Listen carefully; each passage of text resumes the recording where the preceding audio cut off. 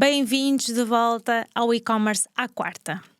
Mais uma semana em que vos vou falar sobre algumas questões que me vêm a colocar, que me enviam por e-mail e que me enviam por mensagem. E uma das questões mais frequentes é como é que eu começo uma loja online e também como é que eu escolho produtos para começar esta loja online. Então, esta semana vou-me focar especificamente nestas duas questões. Começando pela primeira, que eu acho que é a primeira questão mesmo, que é como é que eu escolho um produto para vender online.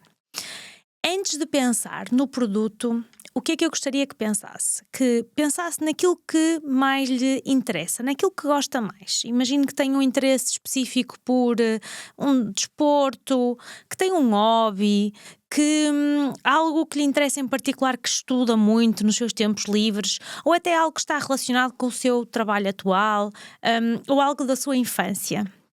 Em primeiro lugar, liste todos esses seus interesses e encontre realmente o produto que possa fazer mais sentido para si. Porque se vai criar um negócio, se vai criar uma loja online e se não for algo do seu interesse pessoal, se não for algo ao qual se vai dedicar, porque mais do que querer ter um negócio e ganhar dinheiro, também tem um interesse pessoal, vai ser mais difícil de manter este projeto ativo. E claro que numa primeira fase é um projeto que vai demorar a arrancar, porque vai ter algum estudo da sua parte, vai ter aqui alguma dedicação.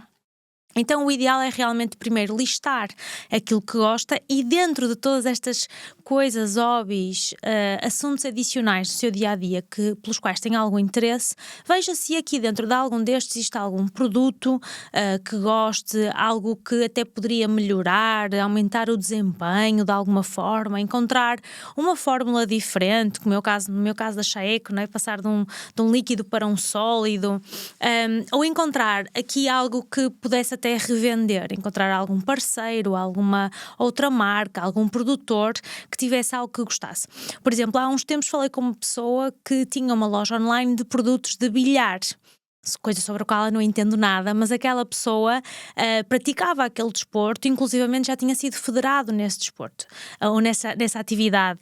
E como gostava tanto daquilo, para ele fazia sentido iniciar um negócio neste segmento, com produtos que revendia, produtos em stock, como também alguns produtos através de estratégia de dropshipping, sobre a qual também vou falar um bocadinho hoje. Por isso, se tiver um destes gostos pessoais, um tema pelo qual se interesse, é o ideal começar por aí.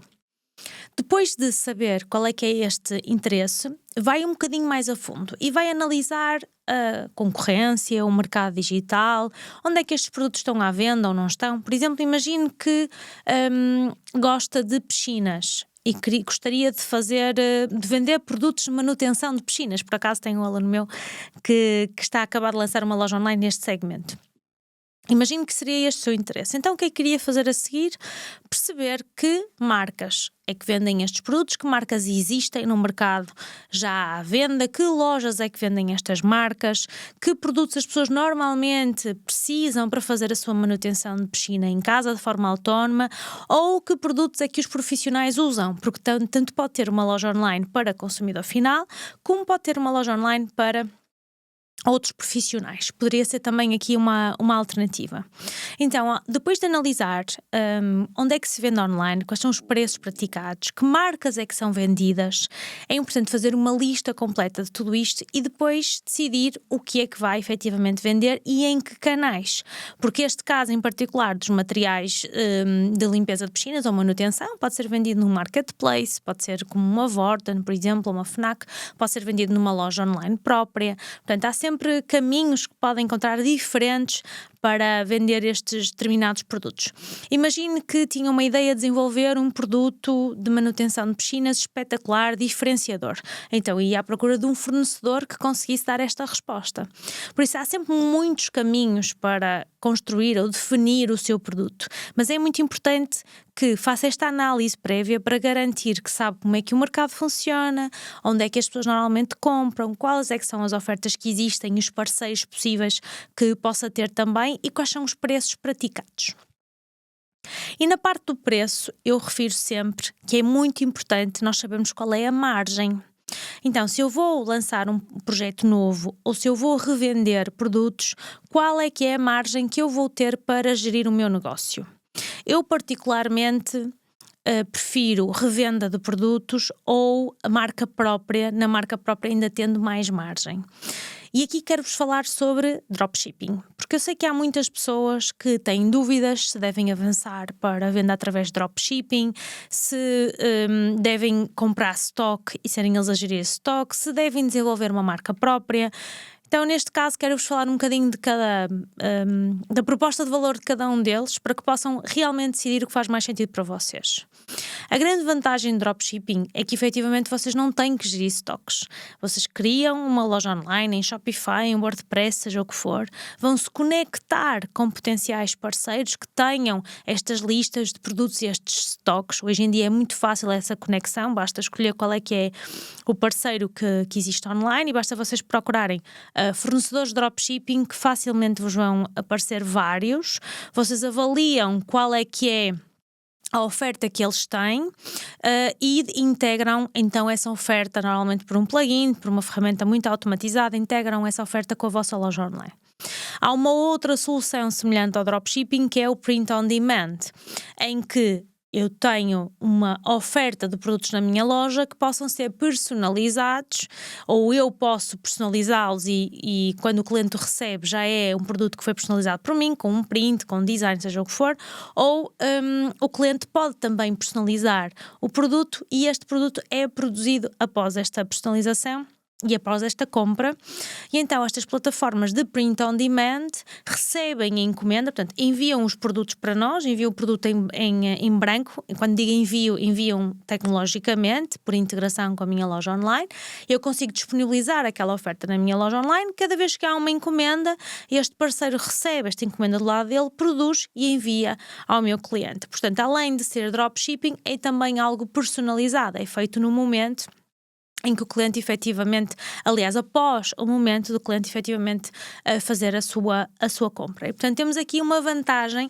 efetivamente, que é um personalizado, é algo que eu posso desenhar, não o design do produto exterior, mas talvez algum print, alguma personalização, e o cliente vai ter essa personalização e esse produto só é produzido efetivamente depois do cliente efetuar a compra. Nestes modelos, seja dropshipping, seja print on demand, a grande vantagem é não termos stock, com produtos já feitos ou já prontos, outro com produtos a personalizar, mas a minha margem é sempre inferior neste tipo de produtos que tenho à venda. Isto normalmente porquê? Porque o risco também não está do meu lado, não sou eu que compro o stock, não sou eu que tenho que ter disponível para envio ao cliente e, portanto, a minha margem será certamente menor. E eu estou a falar sempre de dropshipping, print on demand, que envolve produto. Existem outras formas de nós também termos comissões de vendas de produtos, com afiliados, etc. Mas aqui estou a falar em ter a loja online, gerir estas encomendas dos nossos clientes e os nossos parceiros é que fazem chegar depois as encomendas aos clientes. Então o ponto-chave aqui é efetivamente qual é a minha margem. Eu não tenho stock, mas tenho menos risco, mas também não tenho tanta margem. Será que essa margem que me é libertada é suficiente para eu gerir o marketing, o tráfego que eu tenho que fazer para a minha loja online, as comunicações que vou fazer com os meus potenciais clientes, com o meu nicho de mercado, com o meu segmento de mercado? Muitas vezes não é suficiente. Então o que eu vejo no mercado a acontecer, e eu sei que não é transversal, eu sei que vai sempre haver alguém que vem aqui comentar, e comentem por favor, mas vai vir aqui alguém comentar a dizer: mas eu conheço um negócio de dropshipping que ganha milhões. Ok, eu aceito. Mas se existem poucas lojas online que realmente faturam muito, menos ainda existem aquelas com dropshipping que têm margens saudáveis e que têm um negócio saudável e sustentável. Então, se for esse o caminho que vocês decidam seguir, muito bem, façam-no, mas escolham bem os produtos. Escolham produtos com margens adequadas, que sejam suficientes para vocês gerirem tráfego, para vocês poderem investir em campanhas, influenciadores, afiliados, seja o que for. Investam também em produtos que tenham menos concorrência no mercado, porque se eu vou vender o que está a vender o vizinho do lado e se eu não tenho qualquer diferenciação, se o meu conteúdo não é diferente, se a minha mensagem não é diferente, se a minha proposta de valor não é diferente, o que vai sempre sempre pesar é o preço ou a notoriedade que a outra loja tem face à minha, e portanto se a outra é mais antiga, é mais conhecida, a pessoa acabará por optar comprar naquela outra loja e não na minha. Por isso, se eu estou a vender exatamente o mesmo produto que o meu vizinho do lado vende, é importante eu ter uma diferenciação. O mesmo acontece com uma loja online multimarcas. Vocês também podem dizer, mas um multimarcas também é a mesma coisa, também vende produtos que podem ser vendidos na loja ao lado. Efetivamente isso também acontece, tem um risco maior do que um dropshipping porque tem que gerir o stock e portanto tem que colocar dinheiro, e dinheiro significa que tem que gerir muito bem o fluxo de caixa, as entradas e as saídas, a compra de stock e as vendas. Mas ainda assim, um multimarcas normalmente também tem uma proposta de valor diferenciadora, que é sou eu que envio ao cliente, sou eu que faço o serviço de apoio ao cliente, sou eu que consigo dar suporte ao meu cliente, e certamente eu terei aqui alguma proposta diferenciadora, seja no meu conteúdo, seja no meu posicionamento no mercado. Portanto, é importante percebermos isto, e é importante perceber no final do dia que eu não tenho só uma loja online para vender produtos, eu tenho uma loja online que vai ter que ter uma ponte de comunicação com o cliente, que vai ter uma proposta de valor, que vai ter um serviço de apoio ao cliente, e tudo isto obriga a custos. E esses custos só são pagos com a nossa margem. Independentemente de seja qual for o negócio, é sempre assim que nós pagamos, é com a nossa margem líquida, porque a nossa margem bruta está associada ao produto, a nossa margem líquida, depois de tudo pago, é o que nos sobra, não é? Portanto, se eu vou pagando tudo e depois não me sobra nada, então eu não tenho um negócio, eu tenho um passatempo, como ouvi uma vez uma pessoa dizer. Então, este é um ponto essencial do produto. Escolher bem o meu produto, escolher o meu nicho, perceber onde é que eu atuo, mas também perceber se eu tenho margem efetivamente suficiente para colocar este negócio a avançar e a funcionar. Outra das perguntas que estava aqui associado a este episódio é, então, como é que eu escolho este produto? Eu já sei que tem que ser algo que eu gosto, algo que esteja dentro de um nicho de mercado, algo que eu compreenda e que me liberte margem para eu poder gerir, mas que mais características são importantes num produto para vender online. Eu vou falar de algumas delas que nem sempre são exclusivas, elas podem nem sempre estar presentes em tudo, em todos os projetos, mas muitas vezes ajudam a que nós consigamos manter aqui um negócio saudável e de fácil gestão. Então, uma das coisas que eu recomendo é que, depois de definirem para que países é que querem vender, para que mercados é que querem vender, por exemplo, começando com Portugal, analisem quais é que são os produtos ao dia 2 que são efetivamente mais comercializados online. Dar aqui um exemplo, em Portugal, os produtos mais transacionados online, mais comprados, são mesmo roupa, calçado e acessórios. Mas, por exemplo, em Espanha é a tecnologia. Inclusivamente, roupa, calçado e acessórios não está nos top 5. Então, se eu quero vender para a Espanha, provavelmente toda a parte tecnológica vai funcionar melhor, produtos tecnológicos, do que propriamente eu vender roupa, calçado e acessórios, como acontece em Portugal, ou como acontece no Reino Unido ou em França. Analisarmos estes estudos que existem em cada um dos mercados, analisar estes relatórios que normalmente existem, seja no e-commerce Europe, seja em Portugal, o relatório do CTT, existem sempre o barómetro do e-commerce, existem imensos estudos que nos conseguem ajudar a decidir, a definir a nossa estratégia, a definir que tipo de produtos vão eventualmente ser mais interessantes para vender no nosso mercado, eventualmente que nichos de mercado estão a surgir. Por exemplo, ainda hoje conversava com um grupo de profissionais da área e em que trocávamos aqui algumas impressões e até informação que havia num report em particular, e falávamos da venda em segunda mão, que é algo que está a subir muito em Portugal. Nós podemos ter vendas em segunda mão, podemos ter produtos recondicionados, podemos ter roupa, como vendemos numa Vinted, num marketplace, Facebook, seja o que for. Portanto, começam a existir aqui produtos dentro dos nichos que as pessoas compram, mas em segunda mão ou recondicionados, transformados, seja o que for. Por isso, há aqui oportunidades que nós devemos explorar em cada mercado. Se calhar há mercados em que isto não acontece, em que a segunda mão não está tão presente. Ou, por exemplo, os Estados Unidos, a questão ambiental, ecológica, se nós formos com uma proposta de valor de produtos sustentáveis, os Estados Unidos ainda não estão a absorver tanto esta mensagem como na Europa já é muito mais presente. Faz muito mais parte do nosso dia-a-dia, das políticas locais. avaliar este tipo de tópicos também é fundamental para garantir que depois o produto que nós escolhemos vai ter sucesso, efetivamente, porque o caso do shampoo sólido, que é o caso da Chaeco, que eu dou muitas vezes como exemplo.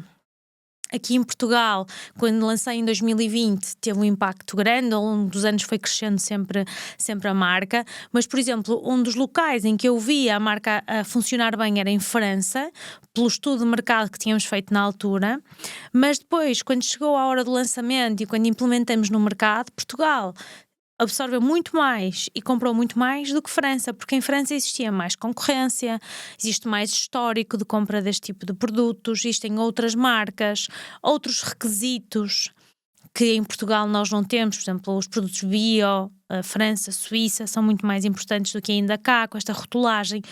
Por isso nós temos que perceber efetivamente estas características do mercado e aquilo que o mercado está à procura, para quando nós nos posicionarmos, nós sabermos até como posicionar o nosso produto. Um produto da Chaeco não é, pode ser posicionado como sustentável, como é, pode ser posicionado como ecológico, como é, mas também pode ser posicionado para pessoas com problemas de pele, com psoríase, dermatite seborreica, portanto, algumas condições específicas de saúde que é diferente da ecologia, ou então posicionar numa área de saúde e bem-estar, ou de autocuidado. É possível posicionar em vários sítios diferentes, e só um produto tão simples como um shampoo sólido. Por isso é que é tão importante nós conhecermos muito bem o nosso mercado, conhecermos muito bem o nosso potencial cliente-alvo, para quando definirmos, eu vou comunicar isto para estas pessoas, estar mais próximo daquilo que é o posicionamento que o mercado vai realmente aceitar e vai realmente comprar por causa disso. E existem vários exemplos diferentes, não é? Quando nós compramos um carro, nós não compramos só aquela marca ou aquele modelo, nós estamos a comprar a história, toda a mensagem que é transmitida pela marca, e uma marca tem vários produtos para vários posicionamentos, e no final do dia nós às vezes vamos ver e o motor já nem sequer é daquela marca, é produzido noutro sítio, noutra fábrica qualquer, que produz outras marcas também, mas não é isso que nós vemos. Nós compramos aquele conceito, nós compramos aquela promessa. E é exatamente isso que nós temos que pensar quando vamos para o digital, porque longo vai o tempo em que nós simplesmente punhamos produtos online e vendíamos. Hoje já não é isso.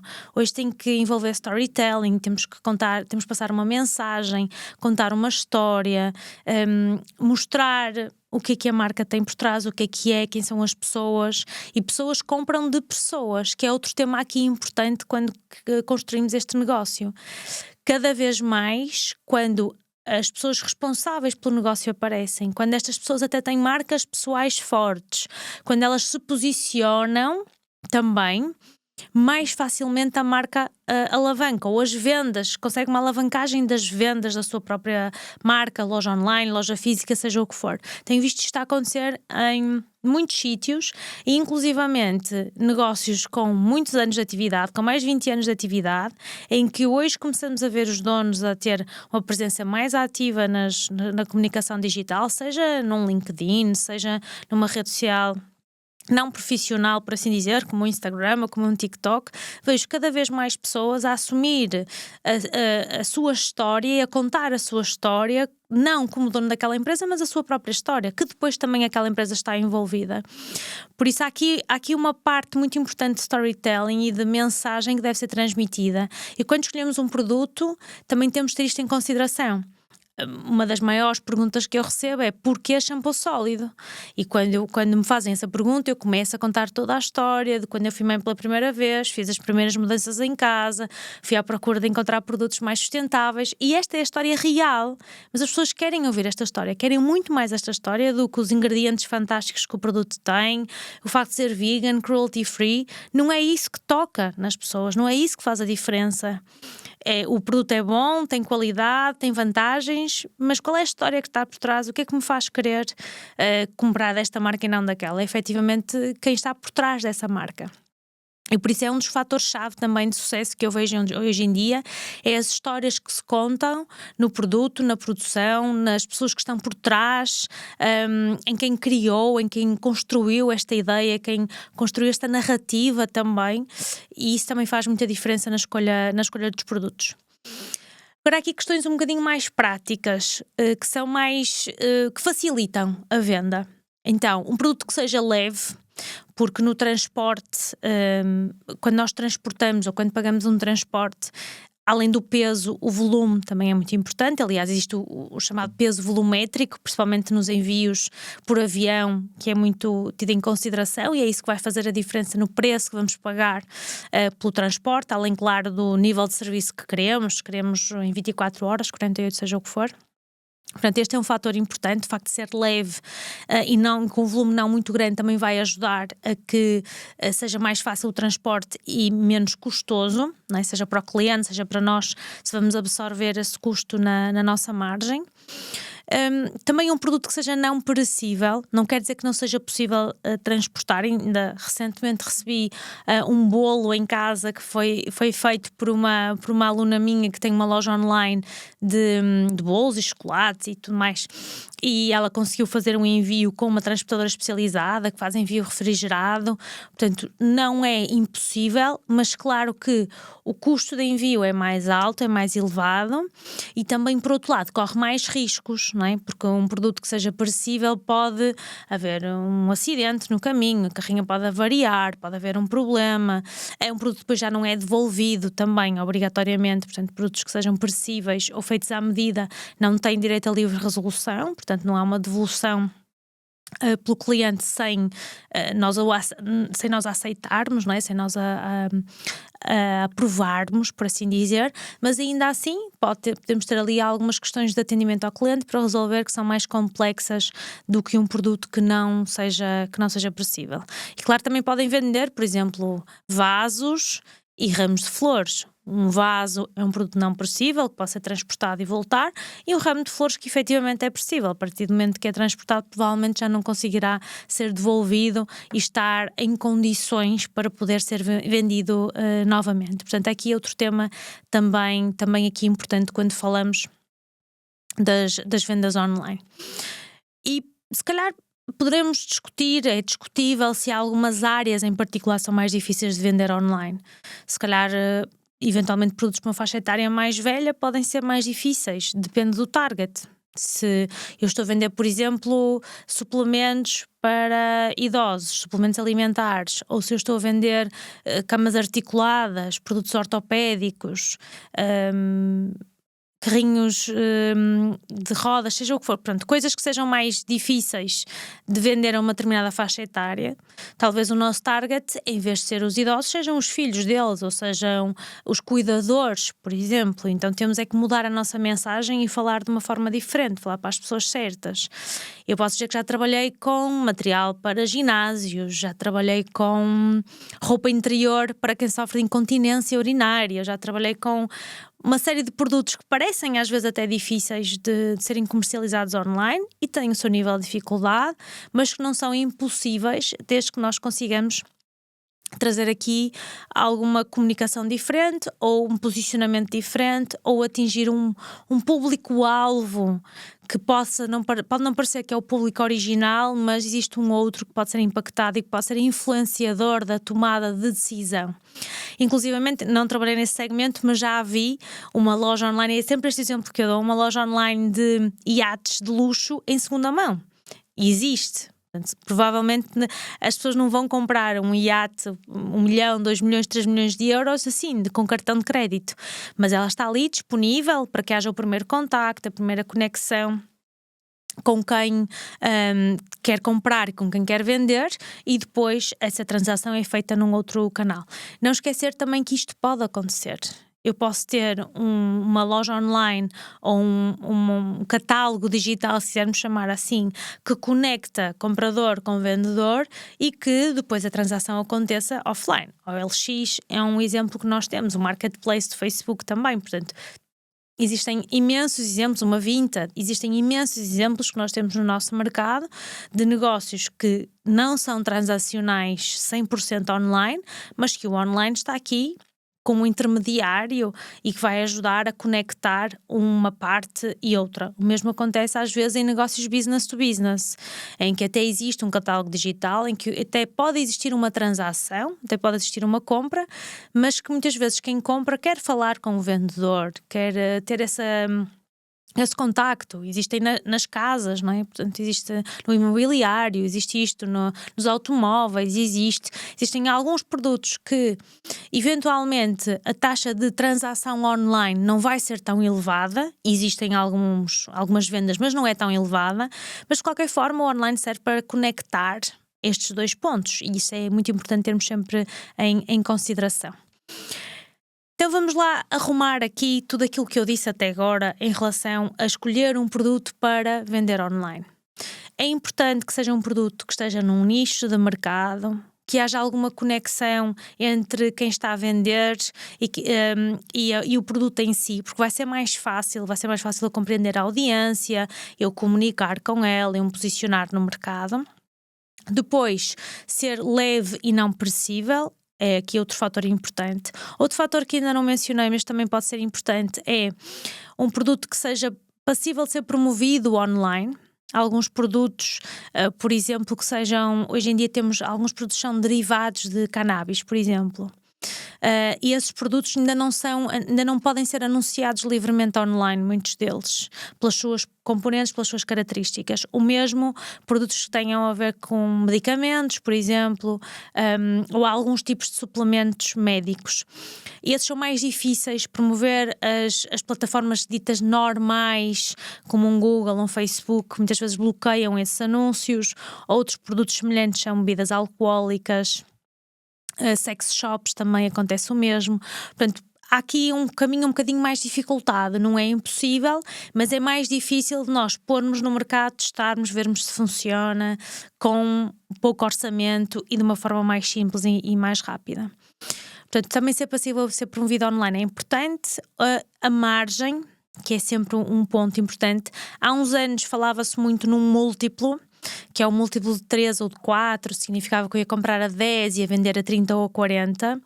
Hoje já não falo tanto dessa forma, porque às vezes o múltiplo pode ser só 2, mas eu posso comprar a 500 e vender a 1000 e, portanto, além da percentagem que temos ou do múltiplo que aplicamos, também é muito importante o valor absoluto e claro que cada negócio depende.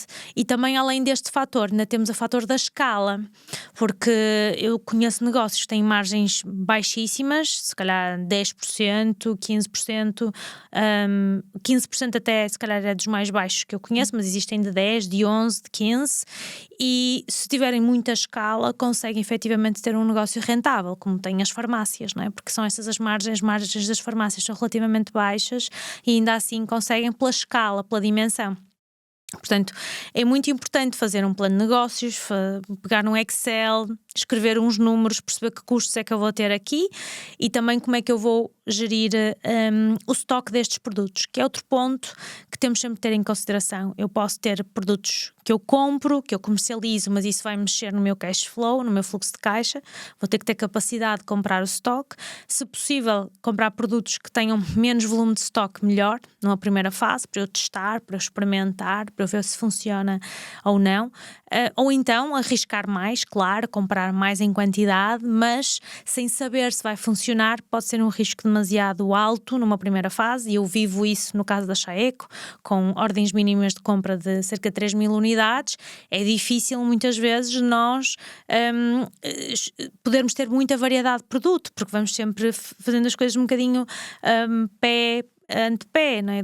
Aos bocadinhos, tentando perceber o que é que funciona melhor, comprando só daquilo que funcionou muito bem, arriscamos num produto e às vezes pode não ter esse retorno. Por isso são, às vezes, modelos de negócio um bocadinho mais complexos e mais difíceis de gerir do que quando eu posso comprar poucas quantidades ou, eventualmente, como eu mencionei, o dropshipping, o print on demand, seja aquilo que faça mais sentido para vocês. E antes de saber se o negócio funciona ou se não vai funcionar, aquilo que eu recomendo cada vez mais é testem.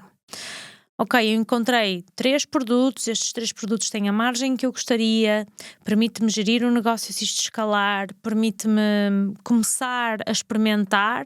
Então o que eu vou fazer é abrir contas em algumas redes sociais, produzir conteúdo onde eu me sinto mais confortável. Se eu me sinto confortável em produzir vídeos longos, se calhar vou para o YouTube.